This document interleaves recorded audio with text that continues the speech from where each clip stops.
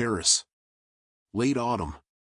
The kind of crisp afternoon that turned every breath into a wisp of white and made the golden leaves along the Champs-Élysées shimmer like they were dipped in honey. The city bustled, but with a graceful kind of urgency only Paris could pull off. Everything, the sound of heels on pavement, the hum of café conversations, the scent of roasted chestnuts in the air, felt polished, orchestrated, cinematic. A sleek black Mercedes Maybach pulled up in front of the Hotel Montclair, one of the most exclusive five-star addresses nestled in the heart of Avenue Montaigne. The car door eased open, and Jack Carter stepped out. He moved like someone who was used to being watched. Late 40s, salt and pepper hair combed with precision, tailored navy suit that whispered quiet money, and a demeanor that exuded both control and distance. The sunglasses were Tom Ford, the shoes Berluti, and the watch ticking beneath his cuff, an heirloom Patek Philippe, said more about his legacy than any biography ever could. Jack was one of the most successful real estate magnates in the United States.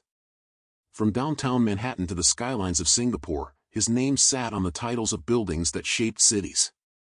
But here, in Paris, he was just another guest heading to a private investor summit, another name on a gold-embossed invitation.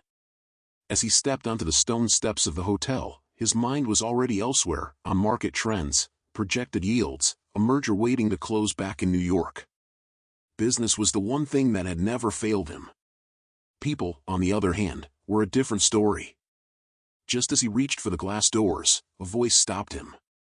It was soft, raspy, almost drowned out by the hiss of a passing bus. "Monsieur." "Excuse me. Could you spare a moment? I need to buy something for my son." Jack barely glanced sideways. His instinct was to wave it off. He'd grown allergic to street solicitors over the years, charity workers, panhandlers, salespeople, they were all noise. He didn't have time for sentimentality.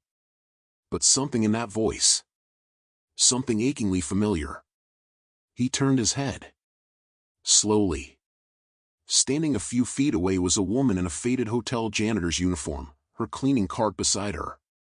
Her hands, red from scrubbing, were gripping the handle tightly. Her face was pale and tired, with deep lines that looked like they'd been carved by time and hardship. A simple wool scarf covered her hair, and she wore no makeup. No pretense. But her eyes, those eyes. Jack's breath caught in his throat. His heart stuttered, then thundered, loud and erratic like war drums in his chest. The world didn't stop, but for a moment, it blurred around the edges. No, it can't be. His sunglasses slipped down the bridge of his nose as he stared at her. The woman looked up, just for a second, and their eyes met. She froze. Recognition flared in her gaze. But then, just as quickly, it vanished behind a cold wall. She looked away, turned on her heel, and pushed her cart down the side path, head bowed, back rigid. Jack couldn't move. He stood there, rooted to the stone steps, blinking like a man trying to wake from a dream that felt too cruel to be real. Emily. 16 years ago, she'd disappeared. No letter. No call. Just gone, vanished from their apartment in Brooklyn without a trace. And now, here she was, in Paris, scrubbing floors at a luxury hotel, acting like he didn't even exist. The concierge greeted him politely. Someone held the door open. But Jack didn't walk inside. His mind was no longer in this version of his life. He was standing in a memory, one with laughter, dreams, and a love that once made him believe in forever. And now? All that remained was the ghost of it, in janitor's clothes. Jack didn't go into the hotel. Not right away. He stood on the cold stone steps for another minute, maybe two, staring at the corner where Emily had disappeared. He wasn't even sure what he was waiting for. Maybe for her to turn back around. Maybe for someone to tell him he'd imagined it. That the woman in the janitor's uniform wasn't her. That his mind had played a cruel trick. But no one said a word. The world moved on, oblivious. He walked into the hotel lobby like a man sleepwalking, numb, yet hyper-aware. The chandelier sparkled. The concierge greeted him with a well-rehearsed smile. Everything was pristine, elegant, curated. But none of it registered. Not really. His suite was on the top floor, a corner room with views of the Eiffel Tower. The moment the door closed behind him, Jack leaned back against it and exhaled like he'd been holding his breath for years. He loosened his tie, tore off the jacket, poured a double shot of whiskey from the minibar and downed it like water. His hands were shaking. He hadn't shaken in years. Emily. She was supposed to be dead. Or lost. Or at the very least, gone. He had spent a decade and a half burying her memory beneath contracts and towers of glass and steel. He told himself she'd left because she couldn't handle the pressure. That she'd fallen out of love. That maybe he had pushed too hard back then, chasing success like it was oxygen. But none of that explained this.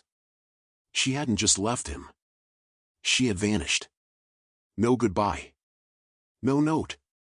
Her phone disconnected. Her family claimed they hadn't heard from her either. For years, Jack had wondered if she'd run away. If she'd been in trouble. If he should have looked harder. He'd hired a private investigator. Nothing. Dead ends. Silence. Eventually, even grief got tired. But now she was here. Mopping floors. And the way she'd looked at him, that flicker of recognition, quickly buried behind steel walls, it wasn't indifference. It was fear. Why? He walked to the window and stared out at the skyline, glass in hand, knuckles tight.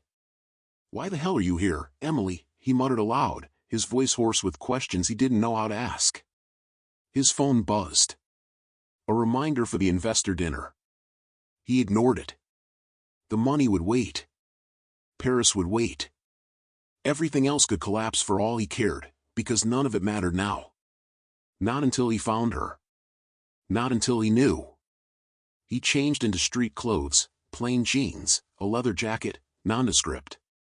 He pulled a baseball cap low over his eyes, ditched the watch, and walked out of the hotel the way he'd come in, like a man with a mission. Downstairs, he stopped at the front desk and leaned in casually. "Hey," he said, offering a charming smile. "I saw one of your cleaning staff earlier. American woman. Brown hair, maybe late 30s, early 40s. I think she dropped something. Can you tell me her name?" The receptionist hesitated. "I'm sorry, sir. We can't give out information about our staff." He nodded, pretending to understand. But inside, his pulse was pounding. "Sure. Of course." He turned away, but not before he caught the name on the cleaning cart being pushed down the hallway. E. Walker. Emily Walker. She hadn't even changed her name. So she wasn't hiding from everyone. Just from him. Jack felt something inside him shift, not just curiosity now. Not just shock. It was anger. The slow, simmering kind that came from love betrayed and truth denied. He had spent the last 16 years building an empire, thinking the past was buried. But it had never left him. And now that it was back, in the form of a woman with calloused hands and haunted eyes, he wasn't going to let it vanish again. He was going to find her. And this time, she was going to give him answers. It took Jack 3 days to find her again. 3 days of circling the hotel like a shadow. 3 days of watching every corridor, every staff exit, every shift rotation. He canceled his meetings. Ignored calls. Let his calendar burn. Paris buzzed around him, full of ambition, noise, and light, but Jack was silent, single-minded. On the third night, just after 10 p.m., he saw her. Emily emerged from the service elevator, head down, pushing a mop bucket toward the far end of the West Wing. Her posture was smaller now. Guarded. The Emily he remembered had filled rooms with her laughter. This woman? She moved like a ghost trying not to be noticed. Jack followed. Not right away. He waited. Counted to 30. Then moved silently down the hallway after her. She turned into a utility corridor, bare concrete, dimly lit, smelling of bleach and tired fluorescent lights. Jack pressed his back to the wall, heart hammering like it had in his 20s, back when risk had been exciting, not terrifying. She was in the supply closet when he caught up. The door was cracked open. She was rinsing her mop in the sink, humming faintly under her breath. A tune he half remembered from college. Something about the familiarity of it made his chest tighten. He didn't knock. He just said her name. Emily. Her hands froze mid-motion. The mop slipped from her grip and clattered to the floor. She didn't turn around. Jack took a step into the closet, the door clicking shut behind him. "I know it's you," he said, softer now. "You don't have to pretend." She was silent for a long time. Then, finally, she turned. Her face had changed, but not really. Older, yes. A few creases around the eyes. Her hair was pulled back tight, strands flecked with gray. But the eyes were the same. Wide. Brown. Stormy. "You shouldn't be here," she said quietly. Her voice wasn't angry. Just tired. Like she'd run out of energy for lies a long time ago. "I've been looking for you," Jack said, stepping closer. "You disappeared. You left without a word. And now I find you mopping floors in Paris like none of it ever happened." She crossed her arms over her chest. "What do you want, Jack?" "I want to know why." Silence stretched between them. The kind that carried weight. Emily looked past him, like she was trying to see through time. "You always wanted answers. Even when we were young. You couldn't accept silence. I deserved an answer." His voice cracked. "You said you loved me. And then you were just gone. I thought you were dead, Emily." "I thought I was too," she whispered. That stopped him cold. "What does that mean?" She shook her head slowly, as if deciding something inside herself. Then she walked past him and locked the door from the inside. Jack watched her move. Every step felt like a layer of armor shedding from her shoulders. "You want the truth?" she asked. "Fine. But I'm warning you, it won't make anything better." Jack's pulse thundered. "Try me." Emily leaned back against the storage shelf, exhaling hard. Her hands were trembling now, just a little, but enough. "After I left New York, I didn't run away from you, Jack. I ran from something that could have destroyed both of us." "What, some kind of trouble?" "You were being chased?" "No," she said. "Not in the way you think. I saw something. Something I wasn't supposed to see. About your company. About the money. Your father's deal with the ArcLight Group. I didn't know who to trust. I thought, if I disappeared, it would protect you." Jack's mouth opened, but no words came. The ArcLight deal. His father. That was ancient history. That was... "You knew?" he asked. "I knew enough. Enough to make me dangerous." Jack ran a hand through his hair. His throat felt tight. "Why didn't you tell me?" "I could have. They would have killed you, Jack. They almost killed me." She unbuttoned her shirt collar slightly and pulled it aside. There was a scar. Faint, old, but unmistakably real. Just below the collarbone. His breath caught. "You've been hiding all these years," he whispered. "I've been surviving," she corrected.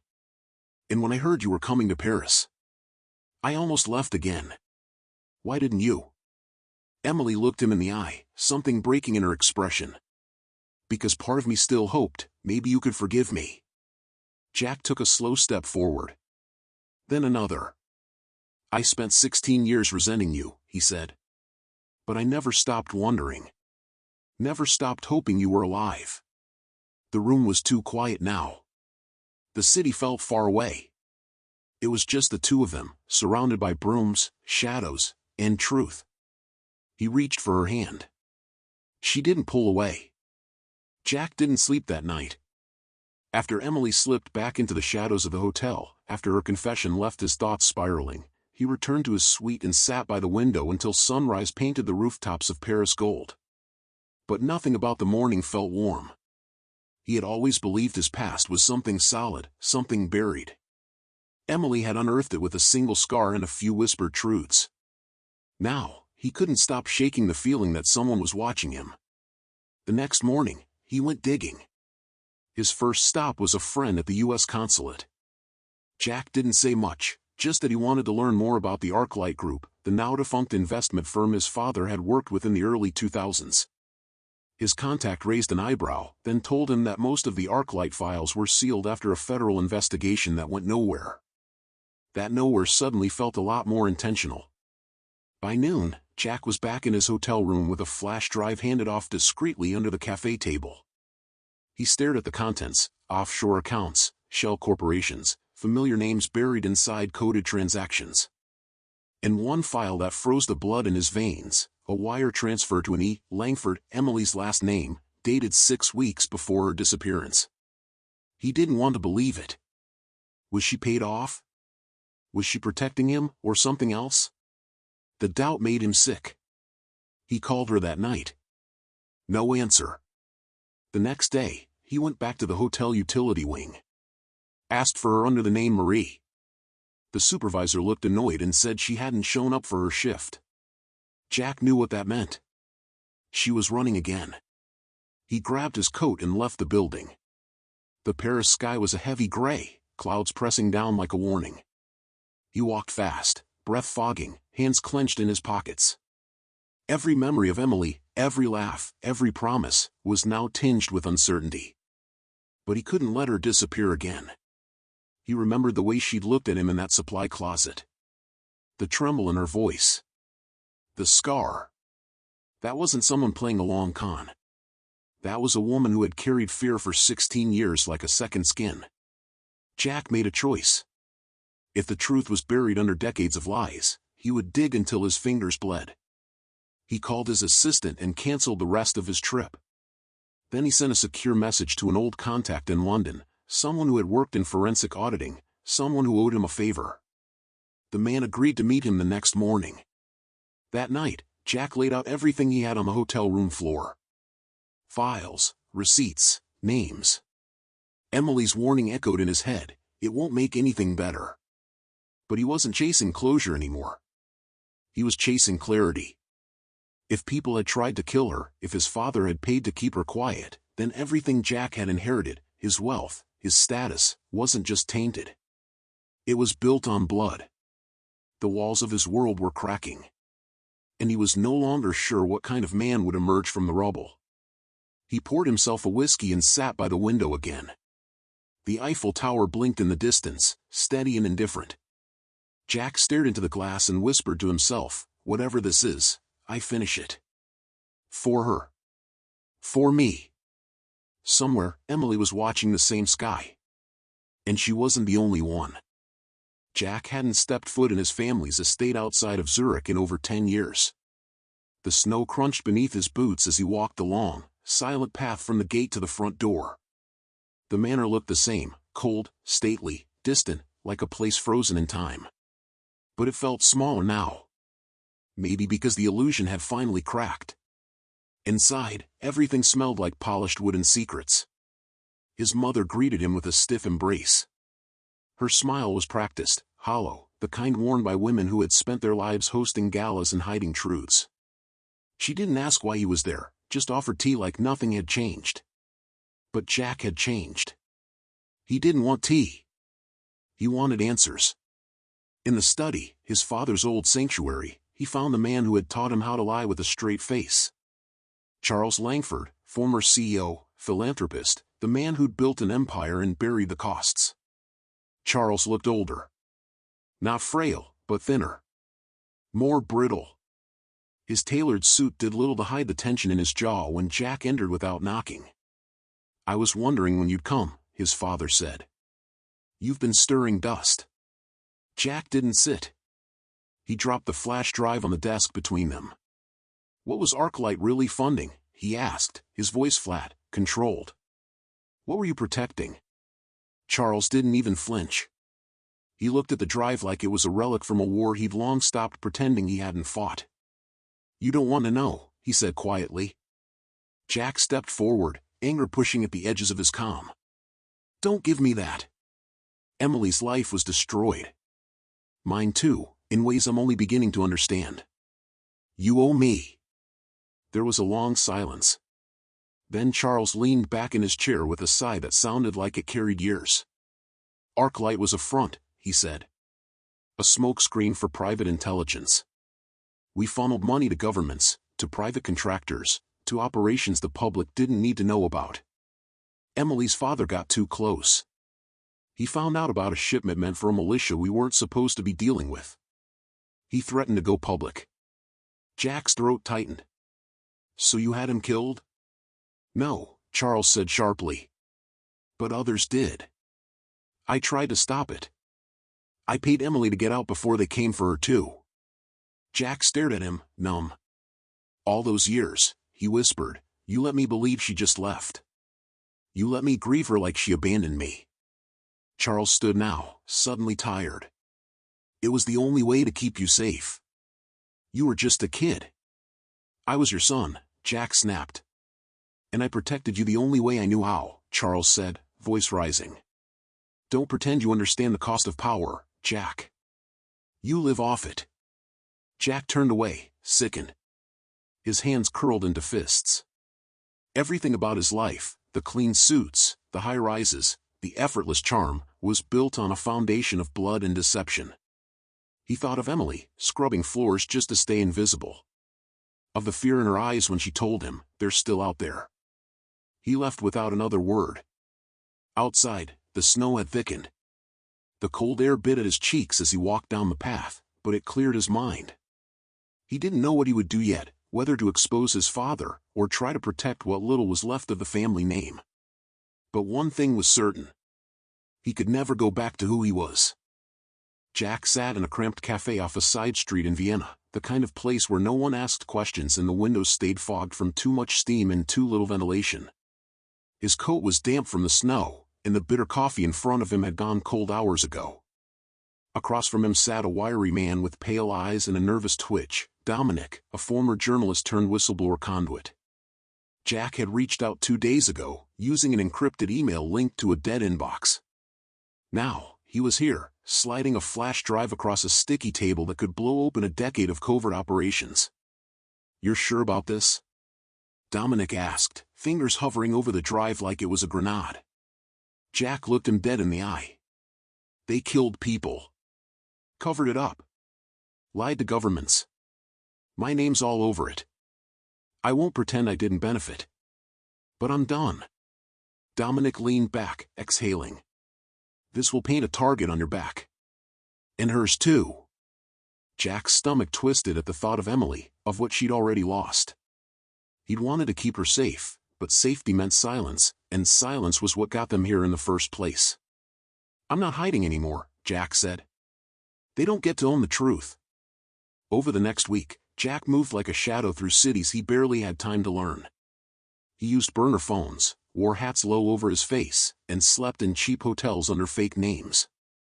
Every night, he uploaded new pieces of the puzzle, classified financial records, memos between his father and foreign intelligence contacts, black site coordinates. Each leak was strategic, dropped into the hands of journalists, watchdogs, and anonymous forums with just enough breadcrumbs to be verified. The media storm began as a whisper, allegations of corruption tied to global tech giant ArcLight, then escalated into an international scandal. Politicians scrambled. Investors panicked.